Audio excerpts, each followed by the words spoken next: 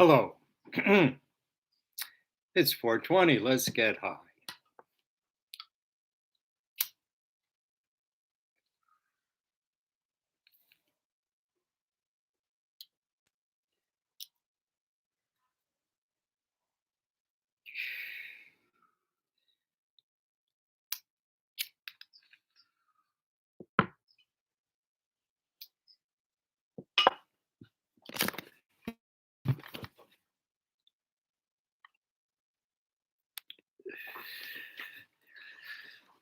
So I was thinking today, um,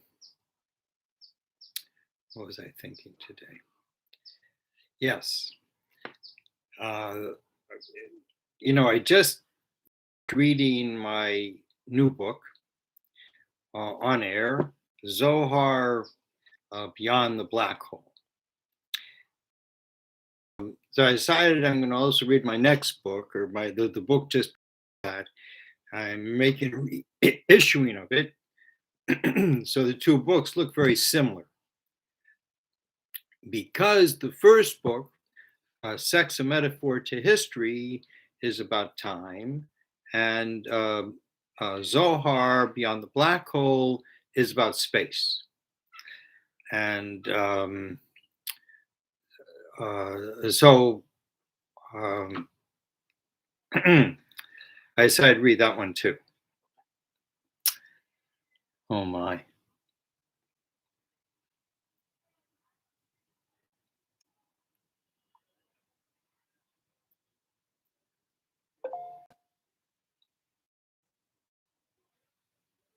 Mm, it'd be better if you wrote in English, so everyone could understand. And I'm not quite sure what is. I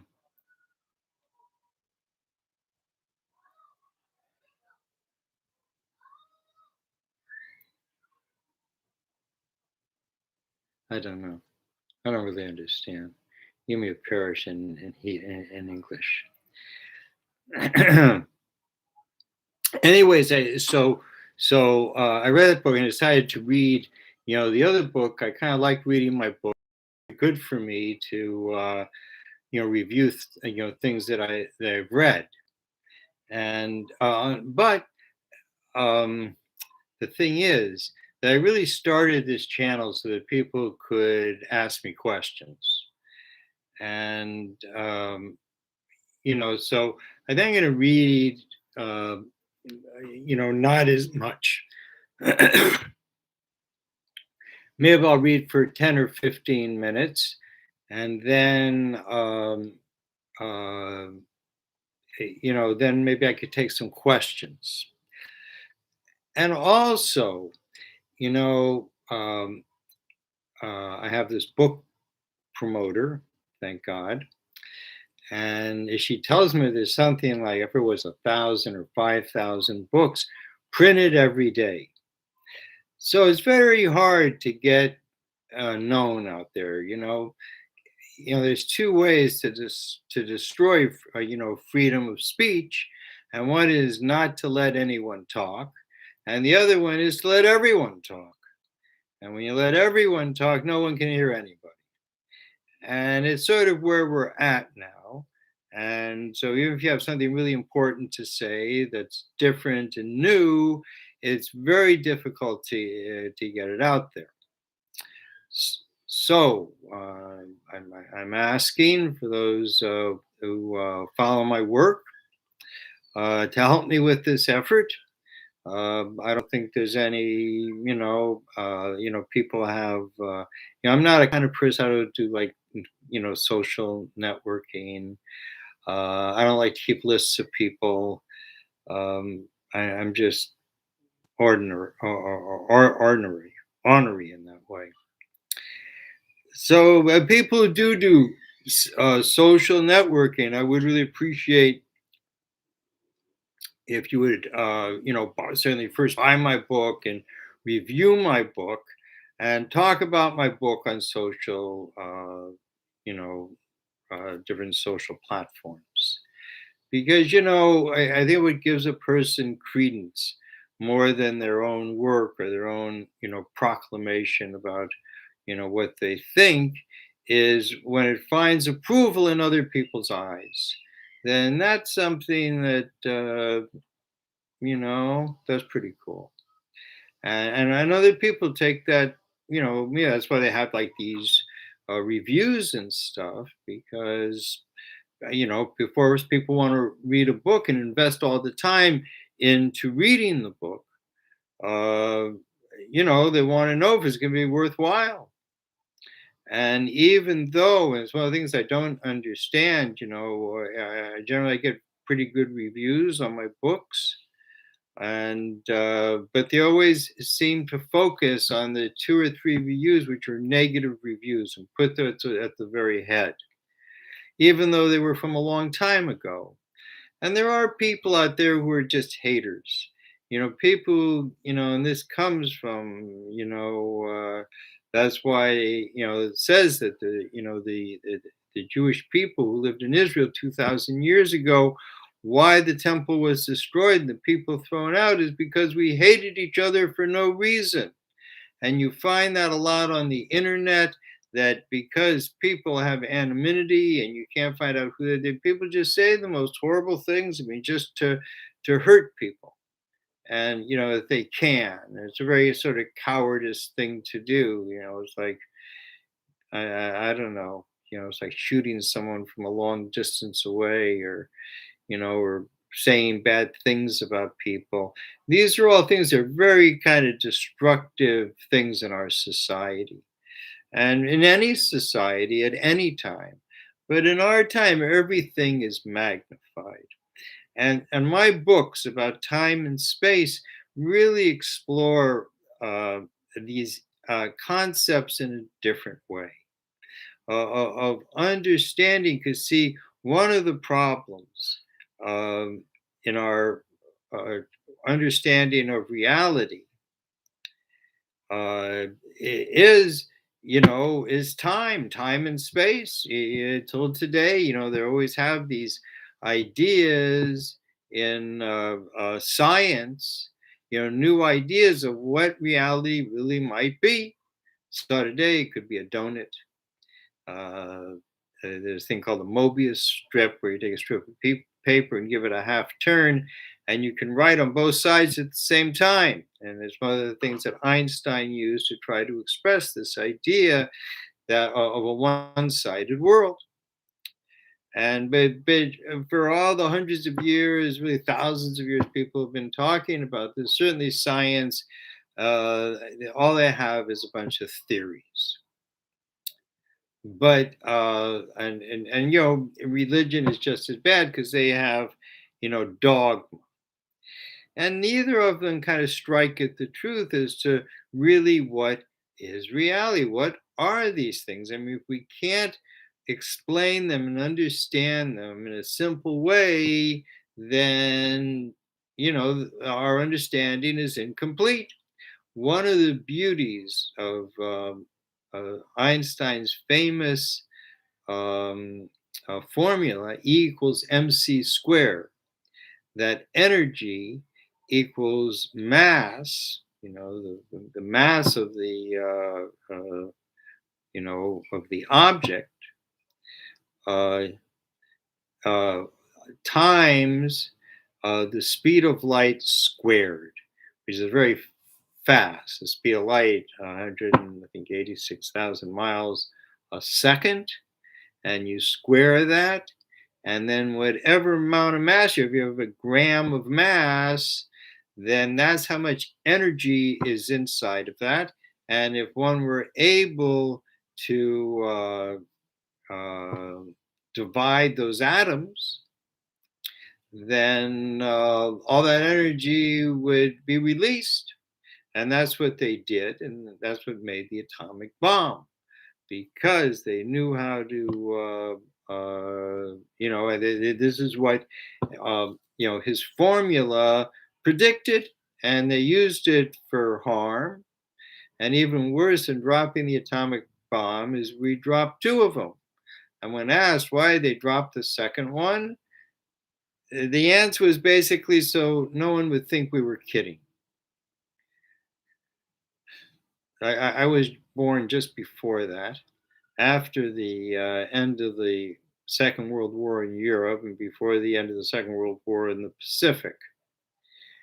And yeah, I don't know. Yeah, so these are things. I mean, are very conflicted, particularly since after that, all the wars we fought really hasn't done anybody any good. I mean, except for the rich people who always make money off war. So, uh, so here I am now, so many years later, after seeing all this life and being even involved in a lot of it, and thought about it for many years and learned different things. And these books that I'm putting out now for me is the culmination of 50 years of study. And even though I hope to write other books beyond this, but to me, this is a real culmination because, it's coming uh, um, at a time, one of the things I explain in my books, that is coming at a time of transition, where male energy is transitioning and merging into woman, which happens, when the finality of this happens in 220 years when the calendar runs out. That the Hebrew calendar, which is 5,781, it's not really the Hebrew. I mean, was adapted, by the Jewish people, and many of these months are mentioned in the Epic of Gilgamesh, which was right after the flood, before the Jewish people emerged, and the calendar goes back to the first human being. Every year is accounted for, and just like the Mayan calendar, which begins 660 years later, 666 years later, because the 666 is a sign, a number of life. Together it's 18, which is Chai, which is life, which is conception. Conception began there in their calendar, I think it was 108 years, 6 years, I think, until it ended. But the Mani calendar doesn't end because cycle, 13,000 year cycle on one side and a 13,000 cycle on the other side, sort of like a sine wave. And this is plots what appears to be the Earth going around the North Star, because the North Star is very far away. We're not actually going around it, but in the way that everything turns, that's one of the exactnesses that happens on the Earth that mariners for thousands of years have used to be able to fix their place on the water where they are. When they're trying to get to land, you want to know which way land is.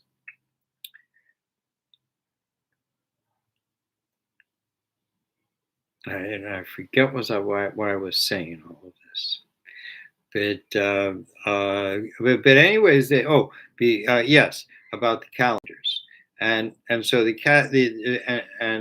Hebrew calendar is not a repeating calendar like the Mayan calendar, but like the Mayan calendar has the exact beginning and exact ending. Same with the Hebrew calendar; it has an exact beginning, 5,781 years ago, on the first day of Tishrei, a month mentioned in the Epic of Gilgamesh, and will end, at that same time, 219 years Torah, that God held the mountain above the Jewish people and said, if you receive it, good. If you don't, I'll drop the mountain on you. So how can we say that the Jewish people received the Torah in free will? I mean, they were scared to have the mountain dropped on them. So the Medrash comes and explains, doesn't mean an actual mountain, but rather that the revelation then was so tremendous that it was so just tremendous that no one could say no. It was if God was holding a mountain above, he said, "You got to do it." That was so profound that no one could say no. And God says, in the future will be the real accepting. And that happened a number of 1,000 years later in Persia when Haman wanted to destroy the Jewish people and uh, and it wanted to destroy the Yehudim. Not really, Yehudim means the ones who admitted that God created the world and God is here, for everyone, all the time, everywhere. Those are the ones he wanted to kill.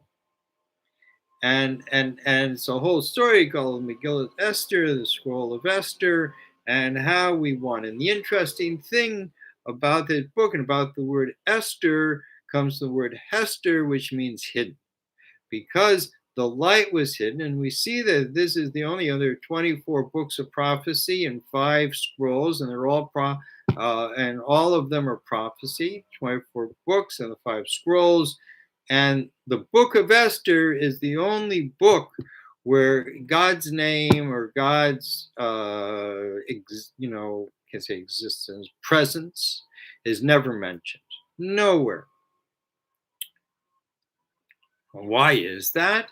Because this was what God was talking about. Later you will receive. You'll receive the Torah when God is not so apparent.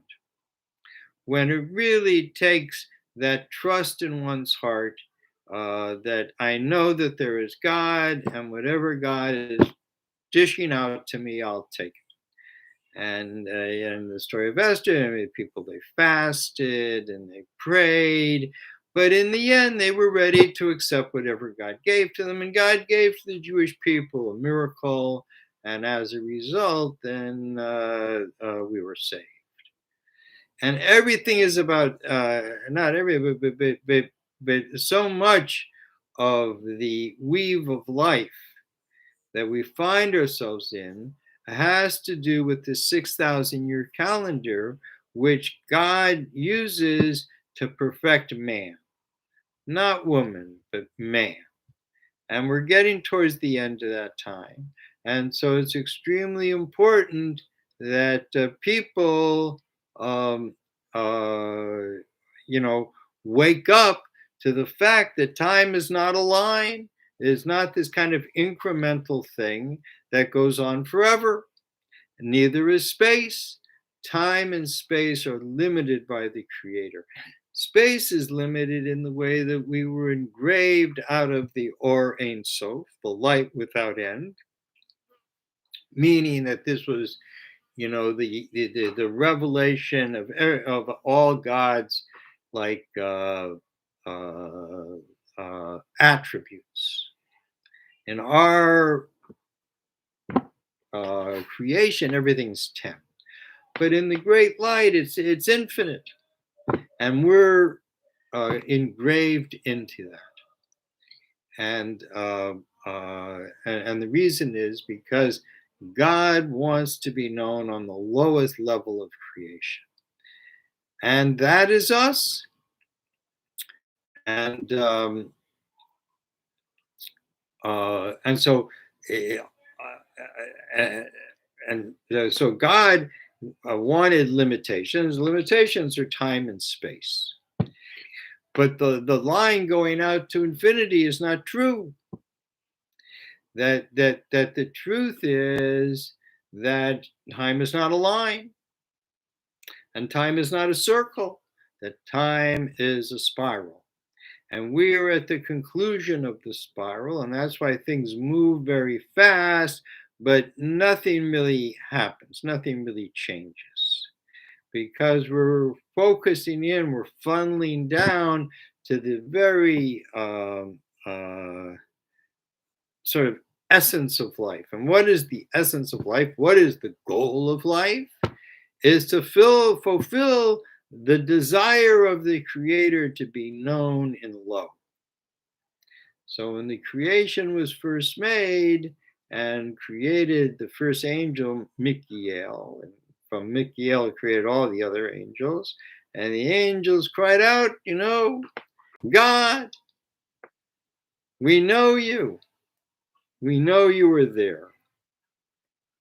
And all the angels thought, well, I guess that's creation. And God said, no, no, that's not what I wanted. I wanted to be known in low. I wanted to be known on the earth. And so creation attenuated down until there could be life on the earth. And there were great people who lived on this earth, just amazingly great people who knew God. But God said, no, that's not what I want. I mean, I want that. It's nice, but that's not the goal. You're great. I want to be known by the low person. And not just one low person. I want to be known by the entire world. High people, low people, middle people. That will be known in low. The earth is the lowest place in creation. Beyond the earth is spiritual. And we are physical, and there's nothing lower than physical. And we are the mirror, mirroring back all this light back to God according to our intentions and our actions. And it's a very, very uh, uh, laudable thing to be here on this earth. Even though life on earth can be quite difficult, even if you're having a a stable life, there's so much instability all around us that who knows, man. And but when one sees the truth is the real stability, because we know we're living in a bunch of lies. And no one knows, in all the lie, there's always a little bit of truth. And we're always trying to figure out what is the truth in the lie, instead of just understand what is the truth. And our job now in the next 220 years is to wake up man, to refine man, to bring man to his highest place, not as some sort of evolutionary machine that can progress beyond the earth, but to the true human being and the true human resources and compassions, all pointed at making our earth a better place. Because, we've certainly gotten to the time where communism isn't going to work. Even the Chinese, who were the most kind of philosophically pure communists, are no longer communists, and they have a booming economy. And capitalism cannot go on because it's eating us alive, consuming the consumer. And the only thing left, and the most logical thing, really is where we started from, which is cooperation. The human beings, that they do good when they cooperate with one another. Because the truth is, none of us are complete. And that's why this world is called tikkun, which means fixing, so that everyone's able to, because everyone is missing something. So therefore, there's all these people around us and things that can actually complete us. And that makes us want to engage with one another and to have a certain humility, because we are not complete. In the previous world called Tohu, which existed in the interior of Mars, that independence is what was predominant. And it was so independent that nothing needed anything else, which created a very big ego. And in order to fix it, that God broke that world, and all the sparks fell down into this world as little seeds, and that's what grows in our world. And um, and so all the problems of the previous world are all in those seeds that we nourish ourselves from, or build our houses from, or make chemicals from, and we're supposed to fix it, and we fix it by doing what's right in the world with the resources. So anyway, I mean, I could give this one more crack, see if I can understand this. I'm not so good in, um, I don't know, modern day Hebrew. I understand the ancient books a little bit better. Mashiach HaYehudim Shel HaYehudim. So the Mashiach is what this guy writes. The Mashiach, the Jewish Mashiach,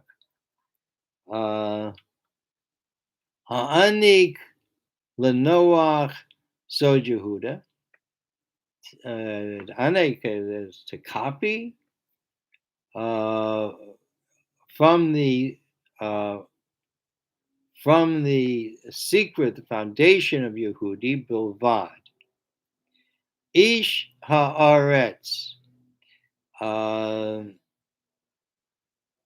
person of the world, maybe shalom to call hashalom, brings shalom to bring shalom to the whole world.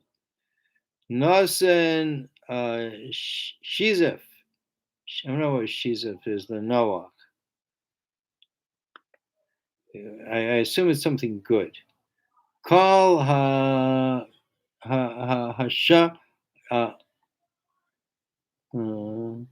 hashpot shehu shehu midaber mafarish. It says and it explains in Yonah.